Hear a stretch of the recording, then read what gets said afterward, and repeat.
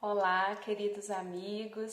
Estamos aqui mais uma vez para uma participação no estudo do Centro Espírita Irmã Rosa e hoje vamos trabalhar um tema que tem sido bastante falado, especialmente nesse momento que estamos vivendo de pandemia, ainda com restrições, algumas coisas lentamente vão retornando. É importante que a gente pense bastante sobre esse tempo. E, inclusive, o capítulo que nós vamos utilizar para essa reflexão de hoje está no livro A Gênese, que é uma das obras básicas da doutrina espírita, organizada por Allan Kardec. Existe esse tema sendo abordado em diferentes obras espíritas. Inclusive, quem quiser assim ter uma fonte de pesquisa, encontrar mais material sobre isso, eu recomendo que entre num site chamado Kardecpédia, que é um material muito bacana organizado por um grande estudioso espírita, o Cosme Massi, lá de Curitiba. Então, se você entra nesse site, você consegue, por exemplo, colocar transição planetária, sinais dos tempos, palavras-chave e encontrar em todas as obras básicas, inclusive na Revista Espírita, nos diferentes anos da Revista Espírita, nós encontramos várias mensagens, algumas que foram utilizadas nas obras básicas, outras não, que foram recebidas na Sociedade Parisiense de Estudos Espíritas, sobre esse tema da transição planetária, da nossa evolução individual e coletiva. Quando falamos nesse tema, um primeiro ponto interessante é que em diferentes culturas, não só na nossa cultura, não só na doutrina espírita, mas em diferentes culturas, em diferentes épocas, essa temática de uma mudança, isso sempre permeou. Só que isso sempre veio também com muitas alegorias, com muitos simbolismos. Inclusive, volta e meia, Hollywood produz algum filme que traga isso de uma forma, bastante forte, que traz inclusive um certo receio de fim do mundo, de finais dos tempos. E com a doutrina espírita, quando nós temos informações da espiritualidade sobre esse tema, é como se a gente fosse tirando um pouquinho alguns simbolismos, algumas coisas que fomos levando ali ao pé da letra e entendendo de que forma se opera essa transição. Tudo na natureza, tudo nas leis de Deus leva um certo tempo, é gradativo, basta que a gente observe os próprios fenômenos da natureza. Existe um ciclo, existem fases, gradações. Então, não existe uma violência das nossas consciências no que toca à nossa evolução individual. Também não existe uma violência evolutiva em relação à nossa transformação coletiva. Agora, existe um tempo, uma determinada faixa em que é esperado que dentro daquela faixa que não tem uma data específica, não tem um marco específico, mas passado uma determinada etapa, existe uma expectativa de que tenhamos avançado em alguns aspectos pela quantidade de oportunidade que tivemos. Quando a gente observa, inclusive, aquela fábula, aquela parábola que eu gosto tanto, que é a parábola do joio e do trigo, Jesus está ali nos falando desses ciclos da natureza que nos dão informações dos nossos ciclos individuais e dos nossos ciclos coletivos. Quando ele diz que a gente não deve arrancar o joio, a erva daninha abruptamente, antecipadamente, antes do momento propício, que há o tempo em que a gente deve esperar, permitir inclusive que a erva daninha cresça junto com o trigo, junto com a boa semente, para somente no momento propício, passado esse tempo de espera, de renovadas oportunidades, é que chega o tempo da ceifa. E aí, no momento da ceifa, dizei aos ceifeiros: arrancai o joio, atai-o em molhos para os queimar. e o trigo recolhei no meu celeiro. Então, se a gente fosse levar isso ao pé da letra, a gente acharia que tem um dia lá do juízo final, um dia específico, e que aí separa direita e esquerda, ovelhas e lobos. Mas eu vou ler algumas passagens aqui da Gênese para que a gente vá compreendendo de que forma que essas falas de Jesus, aqui no capítulo 17, Sinais Precursores, nós temos várias falas de Jesus referentes a essa transição, a essa mudança, e que Kardec vai trazer luzes de entendimento para que a gente não fique numa interpretação descontextualizada ou muito ao pé da letra, porque é importante que a gente tenha capacidade de ultrapassar a letra, né? Como Paulo dizia, a letra mata, o espírito vivifica. E muitas vezes a gente pega assim e quer ir ali ao pé da letra. Pega um livro incrível, como aquele que foi escrito por João sobre o Apocalipse, repleto de símbolos. Se a gente leva muito ao pé da letra, a gente vai desrespeitar todo o entendimento que a doutrina espírita nos oferta sobre as oportunidades renovadas, sobre a espera sempre paciente de Deus em relação à criatura, e sabendo que existe sim um momento propício à ceifa, mas a forma de se fazer a ceifa não é nos nossos parâmetros humanos. Na nossa imaginação é difícil a gente alcançar o que seria uma ceifa para Deus, o que são oportunidades renovadas para Deus, porque a gente imagina conforme o nosso estágio evolutivo, a gente imagina conforme as nossas limitações. Então, o que a gente imagina? Destruição, vai acabar com tudo, o planeta vai deixar de existir, a gente só imagina esse tipo de coisa.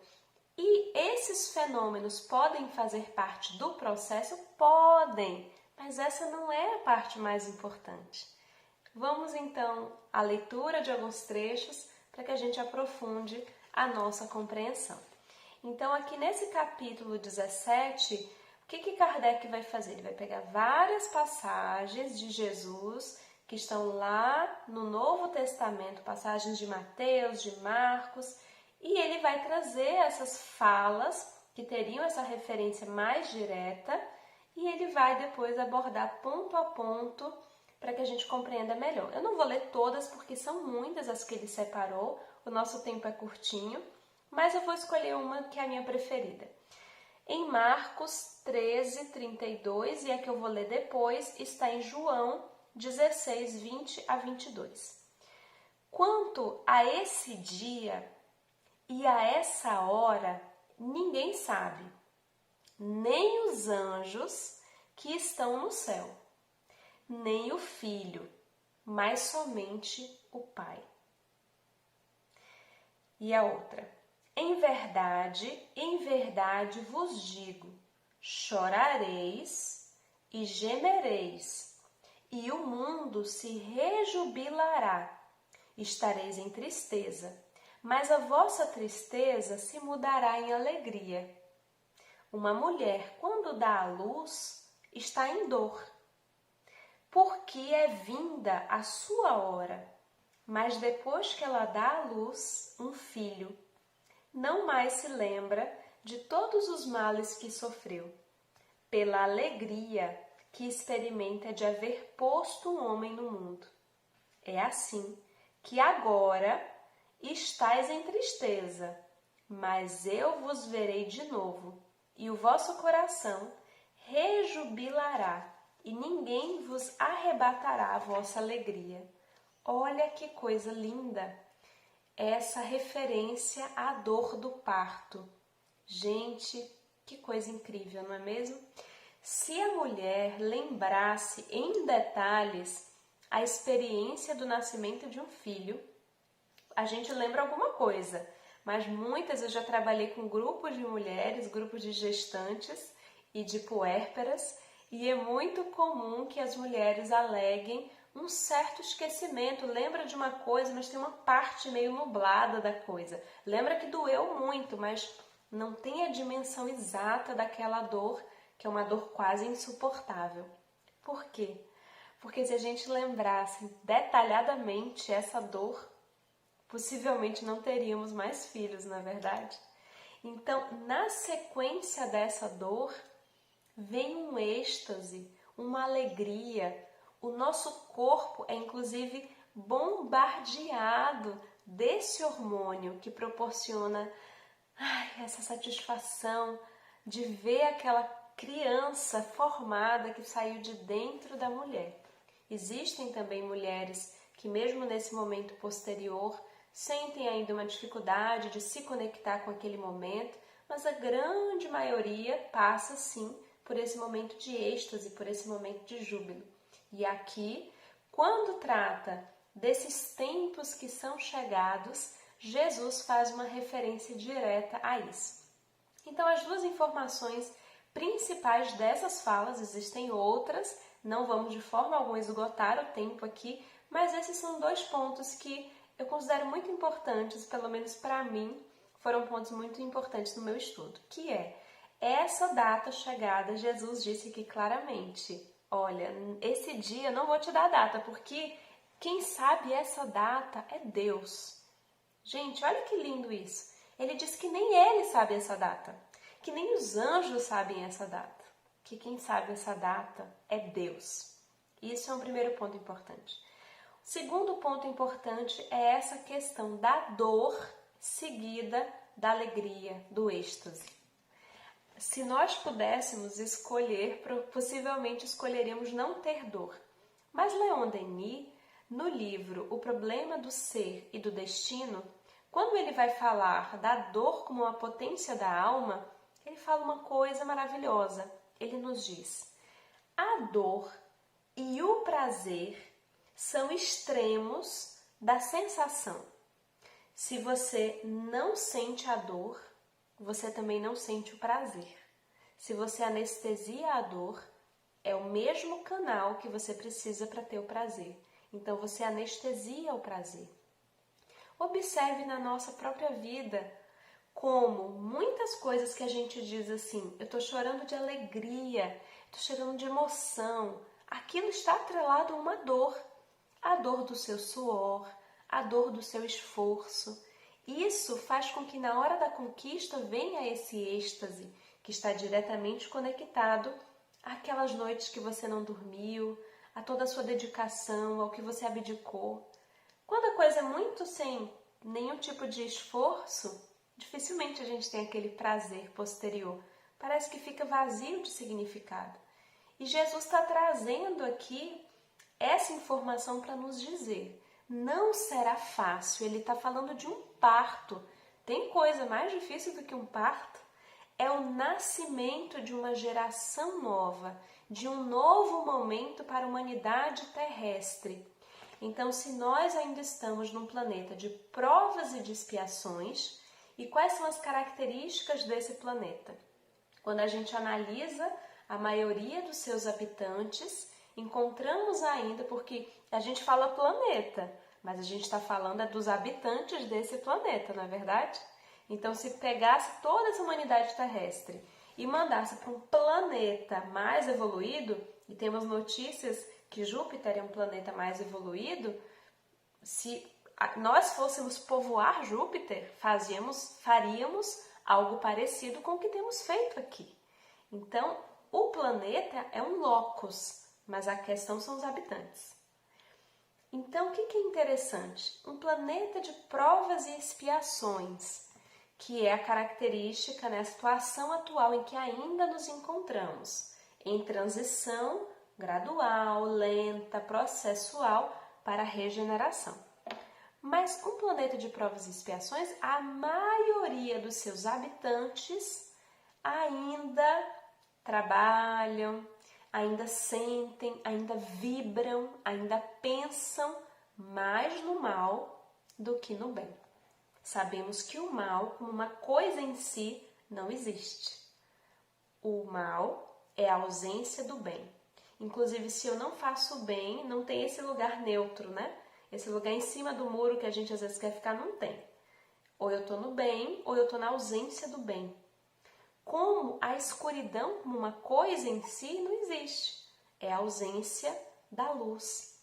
Então eu preciso movimentar o bem, pensar no bem, sentir no bem, para estar realmente no bem. Movimentar essa energia do bem dentro de mim e fora de mim. Purificar os meus sentimentos, trabalhá-los, não escondê-los, não colocá-los embaixo do tapete. Então, à medida que o planeta vai passando por esse processo de regeneração, de transição, o que vai acontecendo? Nós somos convidados a uma nova classe, digamos assim, pensando classe no sentido de escola. É como se a gente estivesse sendo convidado a dar um passinho evolutivo, a avançar um pouco. E aí nós temos informações bem interessantes aqui que eu gostaria de ler no livro A Gênese, no mesmo capítulo, mas agora no item 56 do capítulo 17. Porque se a gente fizer uma análise nossa coletiva, o que a gente vai perceber?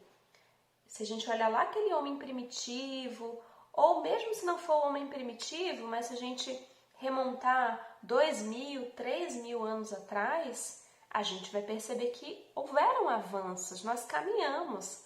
Você não sabe o quanto eu caminhei para chegar até aqui, nós caminhamos. Só que nós caminhamos muito mais num aspecto do que no outro. No Livro dos Espíritos, temos a informação que no nosso processo evolutivo individual, temos duas asas que precisamos equilibrar para o nosso progresso.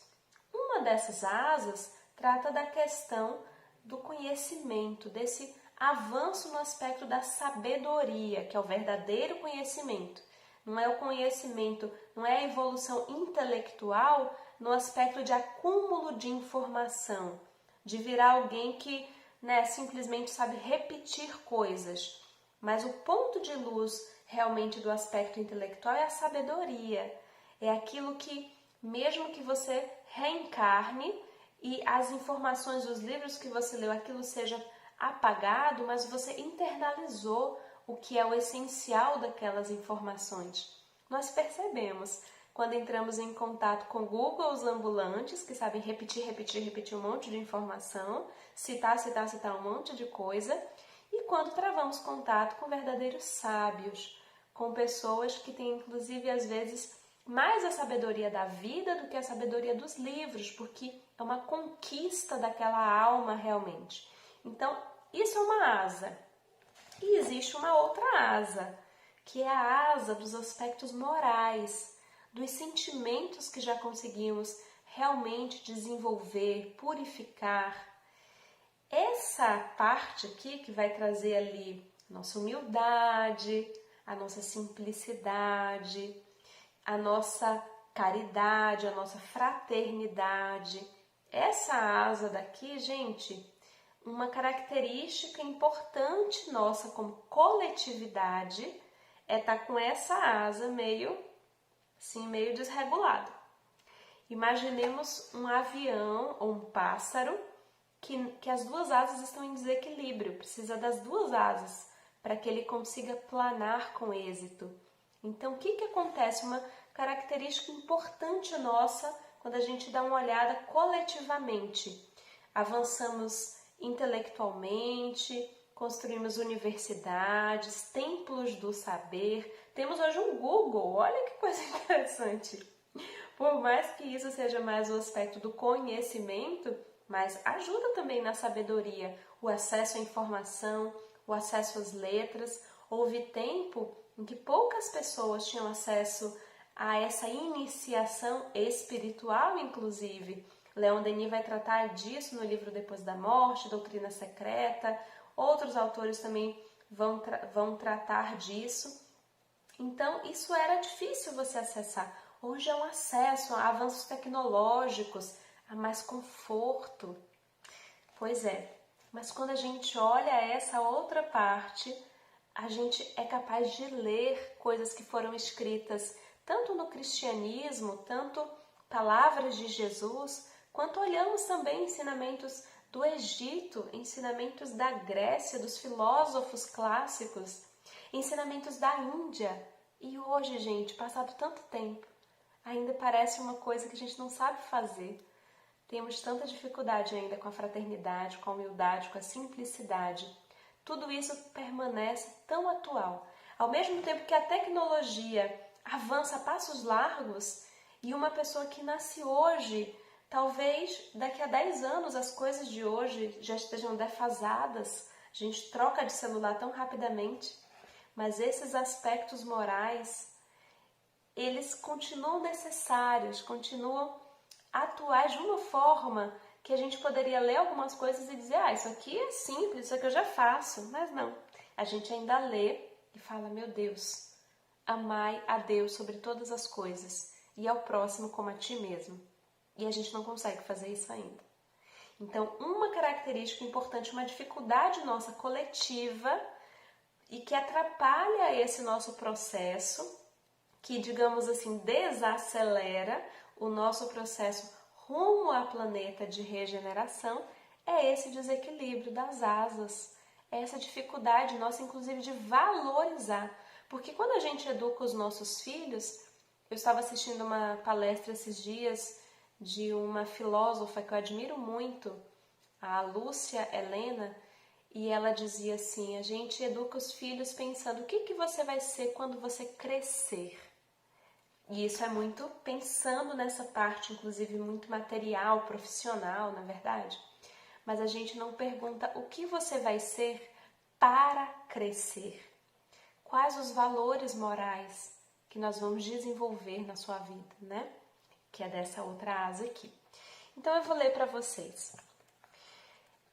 Kardec vai dizer que, apesar de todas as alegorias e de todas essas questões simbólicas, há grandes verdades a se ocultarem sob essas alegorias. Há, primeiramente, a predição das calamidades de todo gênero que assolarão e dizimarão a humanidade, decorrentes da luta suprema entre o bem e o mal, a fé e a incredulidade, as ideias progressistas e as ideias retrógradas. Em segundo lugar, a difusão por toda a terra do Evangelho restaurado, na sua pureza primitiva. Depois, a do reinado do bem, que será o da paz, da fraternidade universais, que resultará do código de moral evangélica, posto em prática por todos os povos. Será verdadeiramente o reino de Jesus, pois que ele presidirá sua implantação, passando os homens a viver sob a égide da sua lei. Será o reinado da felicidade, visto, dizer ele, que depois dos dias de aflição virão os de alegria. E olha que interessante, não é mesmo? Quando se fala em planeta de regeneração, que informações nós temos dessa nova etapa para a qual estamos caminhando lentamente, mas estamos caminhando? No planeta de regeneração ainda não é um mundo feliz. Ainda o mal, ele ainda não está reinando plenamente. O bem, ele ainda não está reinando plenamente. Ainda existe o mal. Qual que é a diferença? É que o mal, ele não prevalece, como acontece ainda no nosso planeta de provas e expiações. Então é como se a balança começasse a equilibrar para o outro lado. O bem, ele deixasse de ser tímido, ele agisse com mais vigor, a ética, a moral, a fraternidade começassem a pesar mais. E é interessante porque a gente ainda não consegue efetivamente fazer isso, mas nós temos pelo menos falado mais sobre isso. Hoje nas escolas já existem tentativas, ainda com uma certa dificuldade de que isso aconteça nas escolas públicas, mas nas particulares já existem ali algumas iniciativas de trazer valores, educação socioemocional, existem projetos sociais que trabalham essas questões. Então a gente ainda não consegue efetivamente vivenciar isso, mas hoje a gente já conversa sobre isso, a gente já verbaliza essa necessidade. Hoje nós já avançamos nas questões das minorias e de tudo isso que quando Jesus trazia, as pessoas ficavam assim, meu Deus, ele está subvertendo. Havia o tempo inteiro uma questão com Jesus de que ele estava subvertendo a lei da época. porque era uma época em que existiam questões, demarcações dos lugares, das diferenças, esse é o meu povo, essa é a minha tribo, muito maiores. Por mais que hoje exista preconceito, exista racismo, temos muito a avançar nessa asa moral, individualmente e coletivamente. Mas nós estamos começando a olhar para isso, começando a falar disso, e isso já é um avanço. Porque a gente só tem como trabalhar, a gente só tem como avançar naquilo que a gente enxerga. Enquanto a gente achar que já está tudo maravilhoso, que somos fraternos, né? Como a gente inclusive achava aqui no Brasil, somos fraternos, somos amáveis, somos um povo maravilhoso. Aí a gente se acomoda, porque a gente acha que não tem nada para trabalhar, que já está tudo maravilhoso. Então, às vezes, as nossas sombras precisam vir à tona e aí faz barulho, cria cisânia, dá confusão e a gente fica com a sensação de que está tudo pior. Mas não está tudo pior, é que essas coisas estavam todas ali, né, escondidas embaixo do tapete, e processo evolutivo não é esconder coisa embaixo do tapete, é fazer aquela faxina geral, abrir todas as gavetas. Onde tem aqui ainda distorção do bem? Vamos olhar para tudo isso. Temos que trazer isso à tona, enxergar e trabalhar. Então, como que a gente pode fazer a nossa parte nesse processo? Como nós podemos individualmente contribuir para um processo coletivo? Olhando para as nossas próprias gavetas, fazendo a nossa faxina geral, aquela faxina da alma, nessa encarnação aqui. Eu que estou vivendo um marco, eu que estou vendo calamidades acontecerem, eu estou vendo uma pandemia acontecer. Quais os ensinamentos que essa quarentena, que essa pandemia que já passou de quarentena, que ensinamentos individuais eu estou sendo convidado a aprender? Porque não é força do acaso que nós estejamos reencarnados nesse exato momento. Nós temos algo a ver com isso. Enquanto a gente achar que não tem nada a ver com a gente, foi o outro, foram os governantes, foi a China, foi não sei quem. Enquanto a gente fizer isso, a gente projetar para o outro, enquanto a gente não se responsabilizar, não entender que somos também protagonistas desse filme, então a gente não vai fazer a nossa parte. Fazer a nossa parte é entender que se eu estou reencarnado na Terra nesse tempo histórico, nessa geração, eu tenho sim algo a ver com tudo isso. Eu tenho algo a aprender, eu tenho algo a contribuir para a criação de tempos novos, para que essa transição se estabeleça de forma o mais tranquila possível dentro da turbulência, porque há sim uma turbulência. É como se estivéssemos naquele avião e que vamos passar por uma nuvem que está carregada. Vai ter uma tempestade, apertem os cintos. Mas o que eu posso fazer? Se eu estou dentro do avião e eu me debato e eu me desespero e eu não coloco o cinto, eu vou estar numa situação pior. Agora, se eu me responsabilizo, qual que é a minha parte? Então, eu vou fazer a minha parte. Eu vou olhar para o que eu preciso modificar. Se é uma situação que está convidando à fraternidade, se é uma situação que está nos convidando a olhar para o nosso planeta, para a nossa casa, para os nossos vários níveis de casa, não é mesmo? Nossa casa planetária, que tem ficado abandonada ao léu, precisamos olhar qual a nossa parcela nisso. Qual a nossa parcela na mudança da nossa casa família? Fomos convidados a ficar em casa. O que eu preciso reajustar nessa casa? No meu comportamento nessa casa? Na minha autorresponsabilidade nessa casa? E nessa casa também.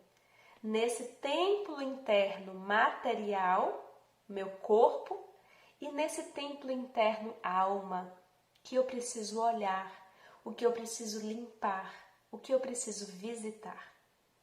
Então, acredito que o grande convite para esse momento, para a nossa contribuição para um planeta de regeneração, onde o bem prevalecerá, apesar do mal ainda existir, é que façamos a lição de casa.